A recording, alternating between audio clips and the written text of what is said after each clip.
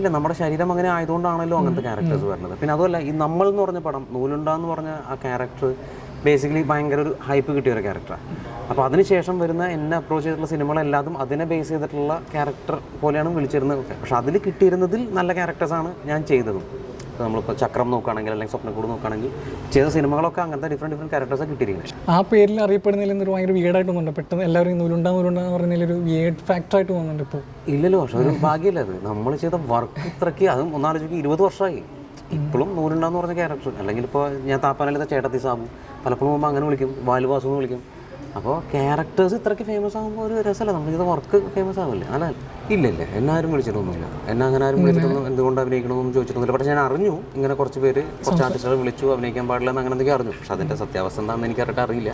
തിരിച്ചു വരവ്, വലിയൊരു തിരിച്ചു വരവ് നമുക്ക് അത്രയ്ക്കൊന്നും എക്സ്പെക്ട് ചെയ്യാൻ പറ്റില്ല. അതെന്ന് വെച്ചാൽ ഈ സിനിമ എന്ന് പറയുന്നത്, സിനിമയ്ക്ക് ഒരു ഡെസ്റ്റിനി ഉണ്ട്, അത് നമുക്കൊന്നും പ്രെഡിക്റ്റ് ചെയ്യാൻ പറ്റില്ല. ചിലപ്പോൾ നമ്മൾ അത്രയ്ക്കധികം ഗംഭീരമായിട്ട് പെർഫെക്ഷനോടുകൂടി എടുത്ത സിനിമകൾ തിയേറ്ററിൽ ചിലപ്പോൾ പരാജയപ്പെടാം, അല്ലേ? ചിലപ്പോൾ നമ്മൾ ഒന്നും നോക്കാതെ എടുത്ത പടം ചിലപ്പോൾ സൂപ്പർ ഹിറ്റ് ആവും. അപ്പോൾ സിനിമയ്ക്ക് ഒരു ഡെസ്റ്റിനി ഉണ്ട്, അത് നമുക്ക് പ്രെഡിക്റ്റ് ചെയ്യാൻ പറ്റില്ല. ഉദ്ദേശിച്ച ക്യാരക്ടറിൻ്റെ അത്രയ്ക്ക് ഡ്യൂറേഷൻ ഇല്ലെങ്കിലും it's A very important character in the film. അപ്പോൾ ഞാൻ കേട്ടപ്പോൾ തന്നെ ഓക്കെയാണ്. കാരണം എനിക്ക് ഭയങ്കര ഇൻട്രസ്റ്റ് ആണ് ഇങ്ങനത്തെ ഒരു സിനിമാറ്റിക് സാധനം വേണ്ടേ. ഇപ്പം നമ്മളിപ്പോൾ മലയാള സിനിമയിൽ വരുമ്പോൾ പകുതി മുക്കാലും ന്യൂ റിയലിസ്റ്റിക് സിനിമകളാണ്. അപ്പോൾ അത് തിയേറ്ററിൽ പോയി കാണാൻ എനിക്ക് പലപ്പോഴും തോന്നുന്നില്ല. കാരണം ന്യൂ റിയലിസ്റ്റിക് സിനിമകൾ തിയേറ്ററിൽ പോയി കാണുമ്പോൾ എനിക്ക് കുറച്ച് ഒരു ഗ്രാൻഡ് ആയിരിക്കണം. ഇങ്ങനെ ഇപ്പോൾ നമ്മളിപ്പോൾ പറയുകയാണെങ്കിൽ KGF, ബാഹുബലി, അല്ലെങ്കിൽ ഇപ്പോൾ വിക്രം റീസെൻ്റ്ലി ഞാൻ ഭയങ്കര എൻജോയ് ചെയ്ത പടം വിക്രം. അപ്പോൾ നമുക്കും വേണ്ടേ അങ്ങനത്തെ കുറച്ച് സിനിമകൾ.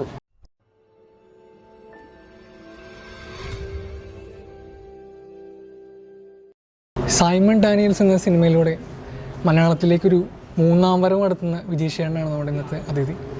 Welcome to Mastic Media. ഇത് ശരിക്കും ഒരു മൂന്നാം വരവല്ല ശരിക്കും മലയാള സിനിമയിലേക്ക്? മൂന്നാം വരവ് എന്ന് വെച്ചാൽ രണ്ടാമത് അർജുന സാക്ഷിയിലൂടെ പിന്നെ ഒരു ലുക്കൊക്കെ മാറി പിന്നീട് വരുന്നൊരു മൂന്നാം വരവ് എന്ന് പറയാൻ പറ്റില്ലേ? മൂന്നാം വരവ് എന്ന് പറയാൻ പറ്റില്ല. വൺസ് നമ്മൾ സിനിമ ഇൻഡസ്ട്രിയിൽ വന്നു കഴിഞ്ഞാൽ പിന്നെ അത് ലൈഫ് ലോങ് ആണ്. ഇടയ്ക്ക് ചിലപ്പോൾ നമ്മൾ ബ്രേക്ക് എടുത്ത് വരുന്ന ഉദ്ദേശിച്ചത്. ഇപ്പോൾ സൈമൺ ഡാനിയൽസിലെ ക്യാരക്ടറിനെ പറ്റി പറയാം. സൈമൺ ഡാനിയൽ ആയിട്ട് അഭിനയിക്കുന്നത് വിനീത് കുമാറാണ്. അപ്പോൾ വിനീത് കുമാറിൻ്റെ ഒരു ഫ്രണ്ടിൻ്റെ ക്യാരക്ടറുണ്ട്. പുള്ളിയും രണ്ടുപേരും ആർക്കിയോളജിസ്റ്റാണ്. അപ്പോൾ സന്തോഷ് എന്നാണ് ഞാൻ ചെയ്യുന്ന ക്യാരക്ടറിൻ്റെ പേര്. അപ്പോൾ ഇവർ രണ്ടുപേരും ശ്രീരാമട്ടൻ ചെയ്യുന്ന ക്യാരക്ടറിൻ്റെ സ്റ്റുഡൻസ് ആയിരുന്നു. അങ്ങനെ ഇതാണ് ബേസിക്കലി ഒരു സിനിമയുടെ ഒരു ഔട്ട്ലൈൻ. അപ്പോൾ അതിൽ 2-3 മിഷനായിട്ട് വരുന്ന സൈമൺ ഡാനിയൽ പുള്ളി ഫേസ് ചെയ്യുന്ന കുറേ പ്രോബ്ലംസും അതൊക്കെയാണ് സിനിമയുടെ ആശയം. അല്ല, സിനിമയിൽ സെക്കൻഡ് പാർട്ടൊക്കെ വരുന്നുണ്ട്. അപ്പോൾ ഇനി അടുത്ത പാർട്ടിലേക്ക് ഉണ്ടാവും സിനിമയിൽ? ഇല്ല, എന്താ സംഭവിച്ചാൽ ഈ സൈമൺ ഡാനിയൽ എന്ന് പറഞ്ഞു കഴിഞ്ഞാൽ ആ ഒരു ക്യാരക്ടറിൻ്റെ ഇൻട്രൊഡക്ഷനാണ് ഈ ഫിലിം ബേസിക്കലി. അപ്പോൾ ഇത് ഒരുപാട് പോസിബിലിറ്റീസ് ഉള്ള ഫിലിമാണ്. സൈമൺ ഡാനിയൽ വേണമെങ്കിൽ നമുക്കതൊരു ട്രയോളജി ആക്കാം, അല്ലെങ്കിൽ സീക്വൽ എടുക്കാം, അല്ലെങ്കിൽ അതൊരു നമുക്കിപ്പോൾ ഇപ്പോൾ ജെയിംസ് ബോണ്ട് എന്നൊക്കെ പറഞ്ഞ പോലെ വേണമെങ്കിൽ നമുക്കതിങ്ങനെ ഓരോരോ ചാപ്റ്ററായിട്ട് കൊണ്ടുപോയി അങ്ങനെ എത്ര ചാപ്റ്റേഴ്സ് വേണമെങ്കിലും എടുക്കാം. ഓക്കെ, അതൊക്കെ നമ്മുടെ ഒരു വിഷൻ അനുസരിച്ച് ചെയ്യാൻ പറ്റും. അത്രയധികം പോസിബിലിറ്റീസ് ഉള്ള ഒരു ക്യാരക്ടറാണ് സൈമൺ ഡാനിയൽ. അപ്പോൾ ഇത് ആ ഒരു ക്യാരക്ടർ ഇൻട്രൊഡക്ഷനും ഈ ക്യാരക്ടറിൻ്റെ ലൈഫിൽ നടന്നിട്ടുള്ള ഒരു ചാപ്റ്റർ, അതാണ് ഈ ഫിലിം. അപ്പോൾ ഇതിൻ്റെ അവസാനം ഇപ്പോൾ നേരത്തെ പറഞ്ഞ പോലെ ഒരു മുൾമുനയിൽ കൊണ്ടൊന്നും കഥ നിർത്തുന്നില്ല. കഥ കംപ്ലീറ്റ് ആയിട്ട് അവസാനിക്കുന്നുണ്ട്. പക്ഷേ വേണമെങ്കിൽ നമുക്ക് അതിലേക്ക് സീക്വലിലേക്ക് പോകാം, വേണമെങ്കിൽ അത് മുന്നോട്ട് കൊണ്ടുപോകാം. ഉണ്ടാവാൻ സാധ്യതകളുണ്ട്. അത് കാരണം ഇപ്പോൾ തന്നെ അവർ സീക്വലിൻ്റെ ഒരു സ്ക്രിപ്റ്റൊക്കെ തുടങ്ങിക്കഴിഞ്ഞവർ. അപ്പം അത് എത്രമാത്രം സക്സസ്ഫുൾ ആകുമ്പോൾ നമുക്ക് ഫ്യൂച്ചറിൽ പറയാൻ പറ്റില്ല. ഫ്യൂച്ചറൊന്നും നമുക്ക് പ്രെഡിക്റ്റ് ചെയ്യാൻ പറ്റില്ല. പക്ഷെ ഉണ്ടാവാൻ സാധ്യതയുണ്ട്. ഇപ്പോൾ ഞാൻ നേരത്തെ പറഞ്ഞാൽ ഒരുപാട് മൂന്നാം വരവുകൾ നടത്തിയതാണ്. അപ്പോൾ ഓരോ വരവ് വരുമ്പോഴും പല ലുക്കിലാണ് വരുന്നത്. ലുക്ക് കൂടിക്കൊണ്ടിരിക്കുകയാണ്. നമ്മൾ ആരും തിരിച്ചറിയാൻ പാടില്ല. അല്ല, നമ്മുടെ ഒരു ക്ലിഷേ ക്വസ്റ്റ്യനാണ്. അപ്പോൾ എങ്ങനെയാണ് ഇത്രയും ലുക്കൊക്കെ മെയിൻറ്റെയിൻ ചെയ്യുന്നത്? അത് ബേസിക്കലി എൻ്റെ ഒരു ലൈഫ് സ്റ്റൈൽ അങ്ങനെയാണ്. ഞാൻ കുറേ വർഷങ്ങളായിട്ട് ഫോളോ ചെയ്യുന്ന ഒരു ലൈഫ് സ്റ്റൈലാണ്. അപ്പോൾ അത് ആര് ഫോളോ ചെയ്താലും ഫിസിക്കൽ ട്രാൻസ്ഫോർമേഷൻ നടത്തും. ഞാൻ ഫിസിക്കിന് വേണ്ടിയിട്ടല്ല ആ ലൈഫ് സ്റ്റൈൽ കൊണ്ടുപോകണേ. ഫിസിക്കൽ ട്രാൻസ്ഫോർമേഷൻ വരുന്നത് ഇതിൻ്റെ ഒരു ബോണസാണ് ബേസിക്കലി. അല്ല, എന്തൊക്കെയാണ് ചെയ്യാറ് സാധാരണ? ഞാൻ എൻ്റെ ഡയറ്റ് റൂട്ടീൻ തന്നെ കുറച്ച് വ്യത്യാസമാണ്. ഞാൻ സൺസെറ്റിന് ശേഷം ഭക്ഷണം കഴിക്കില്ല. സർക്കേഡിയൻ റിതം എന്ന് പറയും. മോർണിംഗ് ബ്രേക്ക്ഫാസ്റ്റ് അറൗണ്ട് 10-11 o'clock കഴിക്കുക. I M A vegetarian. അപ്പോൾ എനിക്ക് ഓട്ടോമാറ്റിക്കലി ഒരു 16 to 18 hours ഫാസ്റ്റിംഗ് കിട്ടും. കൃഷിക്കാരനും കൂടിയാണല്ലോ. ഇൻട്രസ്റ്റാണ്. വീട്ടിൽ പറമ്പുണ്ട്, വെറുതെ പുറത്ത് ആൾ കൂലി കുടിച്ചിട്ട് കൂലി കൊടുക്കണ്ടല്ലോ, നമ്മൾ തന്നെ പണിതൂടെ, നല്ലതല്ലേ?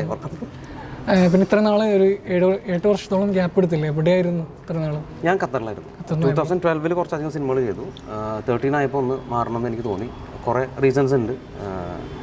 അപ്പോൾ ഞാൻ ഖത്തറിൽ പോയി ജോലി നോക്കായിരുന്നു. ജോലി ഞങ്ങളുടെ ഫാമിലി ബിസിനസ്സാണ്, ബിൽഡിംഗ് കൺസ്ട്രക്ഷൻ കാർപ്പൻട്രിയൊക്കെ ആയിട്ട്. ഞാൻ മുന്നേ അവിടെ വർക്ക് ചെയ്തായിരുന്നു.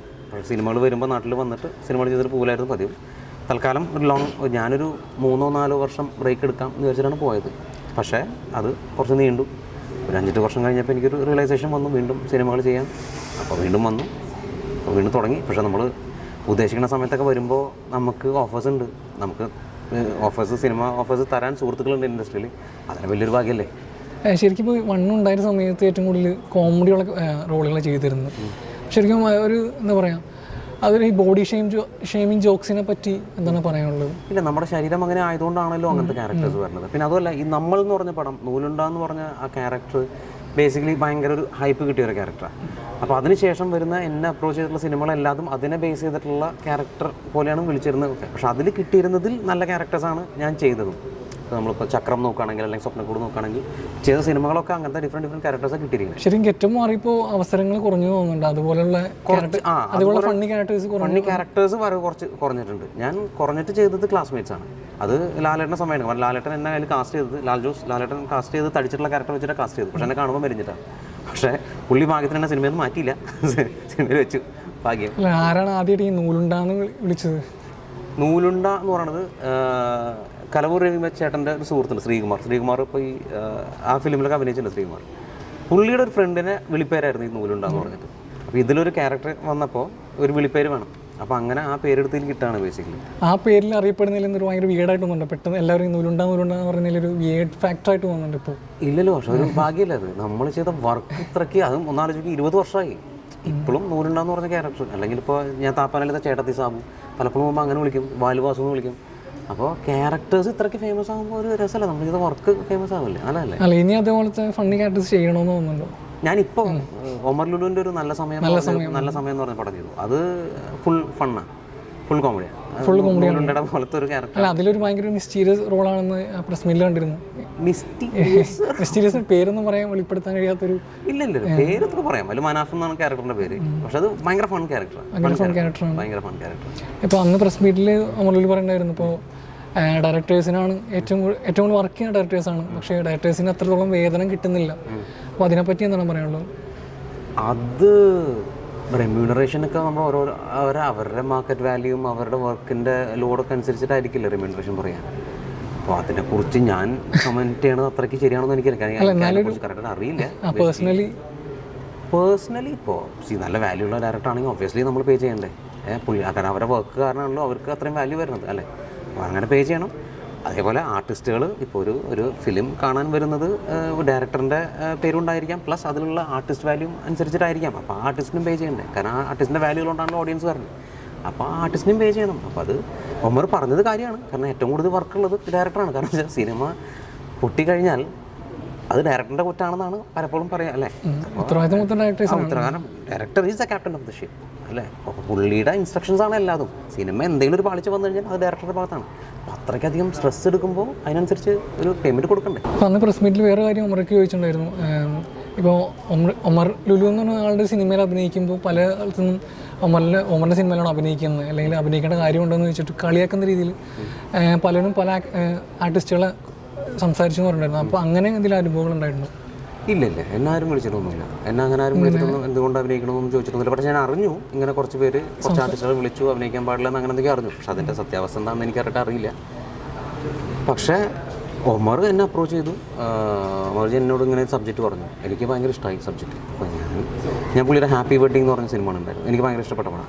ഒരു ഫൺ മൂവിയാണ്. ഞാൻ എപ്പോഴും ഇങ്ങനെ ഓഡിയൻസിനെ ചിരിപ്പിക്കുക അല്ലെങ്കിൽ ഓഡിയൻസിനെ എൻ്റർടൈൻ ചെയ്യുക എന്ന് പറയുമ്പോൾ അങ്ങനത്തെ സിനിമകൾ നമുക്ക് വരുമ്പോൾ ഭയങ്കര സന്തോഷമാണ്. അപ്പോൾ ഞാൻ അത്രേ നോക്കിയുള്ളൂ. പിന്നെ Omar is A good director, is A very good person, very good director. ശരിക്കും മനാഫ് എന്ന് പറഞ്ഞിട്ട് ഒരു വലിയൊരു തിരിച്ചുവരവ് മാറ്റം ഉണ്ടാക്കിയെടുക്കും. തിരിച്ചുവരവ് വലിയൊരു തിരിച്ചുവരവ് നമുക്ക് അത്രയ്ക്കൊന്നും എക്സ്പെക്ട് ചെയ്യാൻ പറ്റില്ല. അതെന്ന് വെച്ചാൽ ഈ സിനിമ എന്ന് പറയുന്നത് സിനിമയ്ക്ക് ഒരു ഡെസ്റ്റിനി ഉണ്ട്. അത് നമുക്കൊന്നും പ്രെഡിക്റ്റ് ചെയ്യാൻ പറ്റില്ല. ചിലപ്പോൾ നമ്മൾ അത്രയ്ക്കധികം ഗംഭീരമായിട്ട് പെർഫെക്ഷനോടുകൂടി എടുത്ത സിനിമകൾ തിയേറ്ററിൽ ചിലപ്പോൾ പരാജയപ്പെടാം, അല്ലേ? ചിലപ്പോൾ നമ്മൾ ഒന്നും നോക്കാതെ എടുത്ത പടം ചിലപ്പോൾ സൂപ്പർ ഹിറ്റ് ആവും. അപ്പോൾ സിനിമയ്ക്ക് ഒരു ഡെസ്റ്റിനി ഉണ്ട്, അത് നമുക്ക് പ്രെഡിക്റ്റ് ചെയ്യാൻ പറ്റില്ല. അപ്പോൾ ഇതിപ്പോൾ ഒരു ഫൺ മൂവി പുള്ളി എടുത്തു. അത് പുള്ളിയുടെ ഒരു ഇൻറ്റൻഷൻ എന്ന് പറഞ്ഞാൽ ഒരു ഇൻറ്റൻഷൻ എന്ന് പറഞ്ഞാൽ ഓഡിയൻസ് വരണം, തിയേറ്ററിൽ ചിരിക്കണം, പോകണം, അത് മാത്രമേ ഉള്ളൂ. ഇപ്പോൾ സൈമൺ ഡാനിയൽ ഒരു സീരിയസ് ക്യാരക്ടറാണ്. സൈമൺ ഡാനിയലിൻ്റെ സീരിയസ് ക്യാരക്ടറല്ല, ഒരു നോർമൽ ക്യാരക്ടറാണ്. പക്ഷേ ഒരു ആർക്കിയോളജിസ്റ്റിൻ്റെ ക്യാരക്ടറാണ്. ഞാൻ കുറേ ഈ യൂട്യൂബ് ചാനൽസൊക്കെ ഫോളോ ചെയ്യാറുണ്ടായിരുന്നു. ഈ സൈമൺ അല്ലെങ്കിൽ പറയുന്നത് മുന്നേ ഒരു പ്രവീൺ മോഹൻ എന്ന് പറഞ്ഞിട്ട് ഒരു ആർക്കിയോളജിസ്റ്റ് ഉണ്ട്. പുള്ളി അതുപോലെ എറിക് ഡാനിക്കൻ എന്ന് പറഞ്ഞിട്ട് രഹസ്യങ്ങളൊക്കെ തേടി അങ്ങനെ ഒരു എനിക്ക് ഭയങ്കര ഇൻട്രസ്റ്റ് ആണ്. ഈ എറിക് ഡാനിക്കനെ കേട്ടിട്ടുണ്ടോ? ഇല്ല, കേട്ടില്ല. പുള്ളി ഒരു ജർമ്മൻ ആർക്കിയോളജിക്കൽ സയൻറ്റിസ്റ്റാണ്. പുള്ളിയുടെ ഫൈൻഡിങ്സ് ഒക്കെ ഭയങ്കര ഇൻട്രസ്റ്റിംഗ് ആണ് കാണാനൊക്കെ. അപ്പോൾ ഈ സാധനം ഉള്ളിൽ കിടക്കുന്നുണ്ട് തന്നെ. ആ സമയത്താണ് എനിക്ക് ഈ സാധനം വരുന്നത്. അപ്പോൾ നമ്മളുടെ ഉള്ളിൽ ഇവരൊക്കെ ഇങ്ങനെ കിടക്കുകയാണ്. അപ്പോൾ ഇത് കേട്ടപ്പോൾ എനിക്ക് ഭയങ്കര ഇൻട്രസ്റ്റിംഗ് ആയിട്ട് തോന്നി. നമുക്ക് എന്തായാലും ചെയ്യാം എന്നുള്ള രീതിയിൽ. അപ്പോൾ ഞാൻ ഉദ്ദേശിച്ച ക്യാരക്ടറിൻ്റെ അത്രയ്ക്ക് ഡ്യൂറേഷൻ ഇല്ലെങ്കിലും it's A very important character in the film. അപ്പോൾ ഞാൻ കേട്ടപ്പോൾ തന്നെ ഓക്കെയാണ്. കാരണം എനിക്ക് ഭയങ്കര ഇൻട്രസ്റ്റ് ആണ് ഇങ്ങനത്തെ ഒരു സിനിമാറ്റിക് സാധനം വേണ്ടേ. ഇപ്പോൾ നമ്മളിപ്പോൾ മലയാള സിനിമയിൽ വരുമ്പോൾ പകുതി മുക്കാലും ന്യൂ റിയലിസ്റ്റിക് സിനിമകളാണ്. അപ്പോൾ അത് തിയേറ്ററിൽ പോയി കാണാൻ എനിക്ക് പലപ്പോഴും തോന്നുന്നില്ല. കാരണം ന്യൂ റിയലിസ്റ്റിക് സിനിമകൾ തിയേറ്ററിൽ പോയി കാണുമ്പോൾ എനിക്ക് കുറച്ച് ഒരു ഗ്രാൻഡ് ആയിരിക്കണം. ഇപ്പോൾ നമ്മളിപ്പോൾ പറയുകയാണെങ്കിൽ KGF, ബാഹുബലി, അല്ലെങ്കിൽ ഇപ്പോൾ വിക്രം റീസെൻ്റ്ലി ഞാൻ ഭയങ്കര എൻജോയ് ചെയ്ത പടം വിക്രം. അപ്പോൾ നമുക്കും വേണ്ടേ അങ്ങനത്തെ കുറച്ച് സിനിമകൾ. എന്തായാലും ഈ ക്യാരക്ടർ ഭയങ്കര ഹെവി ആയിട്ട് മാറട്ടെ നമ്മൾ ആശംസിക്കുകയാണ്. Thank you. പ്രേക്ഷകരോട് എന്താണ് പറയാനുള്ളത് സിനിമയെ പറ്റി? എല്ലാവരും തിയേറ്ററിൽ പോയി സിനിമകൾ ഈ സൈമൺ ഡാനിയൽ കാണണം. 19 റിലീസാണ്.